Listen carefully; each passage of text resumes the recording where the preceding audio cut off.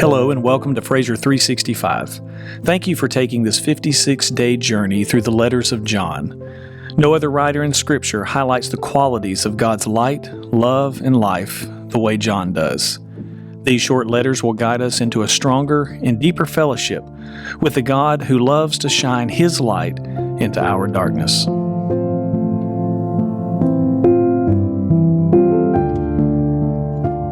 Welcome to Day 15 of the Letters of John. Today's title is Strong Words About Love. David L. Allen wrote, "Loving the world begins in the heart before it is ever lived out in our lives." Our text today is 1 John 2:15 through 16. It reads, "Do not love the world or the things in this world. If anyone loves the world, the love of the Father is not in him. For all that is in the world, the desires of the flesh, and the desires of the eyes and pride of life, is not from the Father, but is from the world." The beloved disciple John enters into a convincing argument concerning love in 1 John 2:15 through 16. Before we can understand the full application of this scripture, we need to dig deeper into the original meaning of his words. There are two key words in this passage, love and world. Both of these words must be unpacked as to their meaning to understand John's point. World, or cosmos, is used in three primary ways in the New Testament. It is sometimes used to refer to planet Earth. We sometimes talk about the world when we mean the earth. That's not its meaning here. It is often used to refer to people, as in John 3:16, "For God so loved the world." That's not the meaning here either.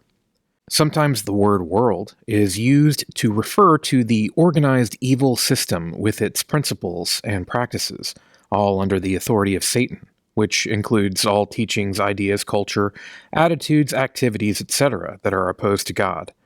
A fixation on the material over the spiritual, promotion of self over others, pleasure over principle.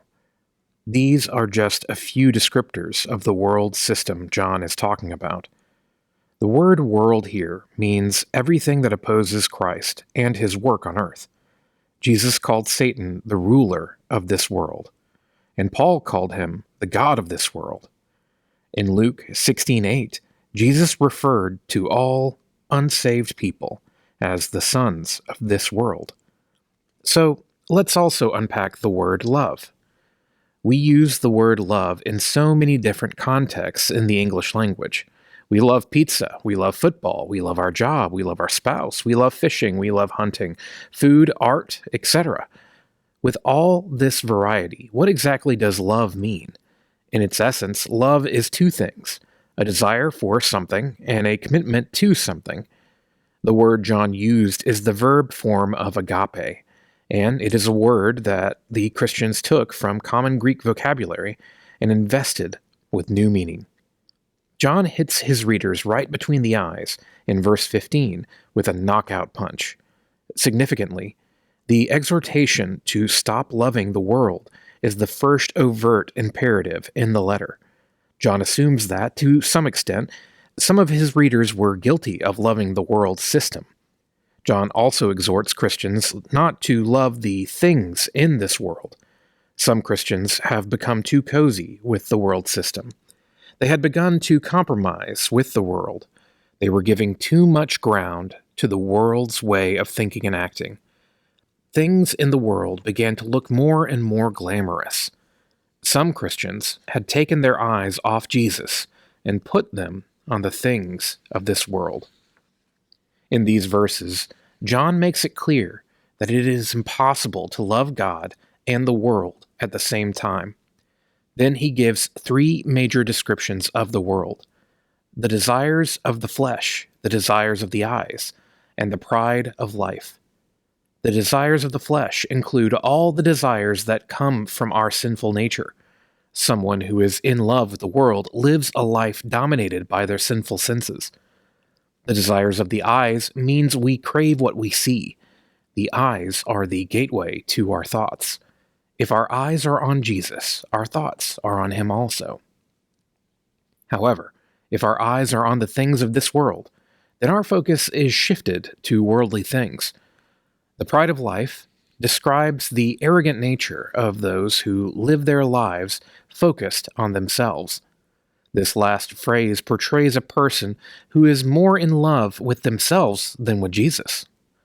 John used convicting language to teach us that those who love Jesus Christ live in opposition to the world.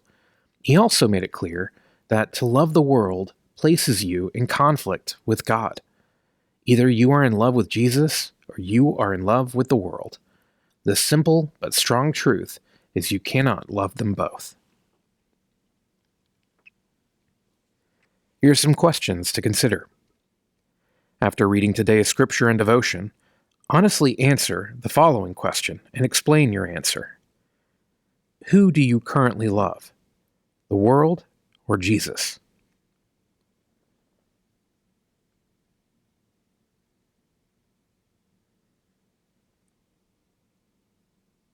Describe in what ways you are tempted to love the world based on John's 3 descriptions. The desires of the flesh, the desires of the eyes, the pride of life.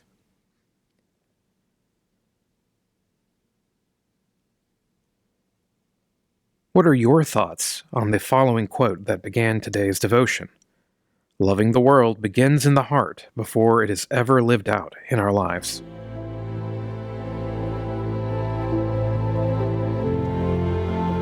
Thanks for joining us. Have a great day.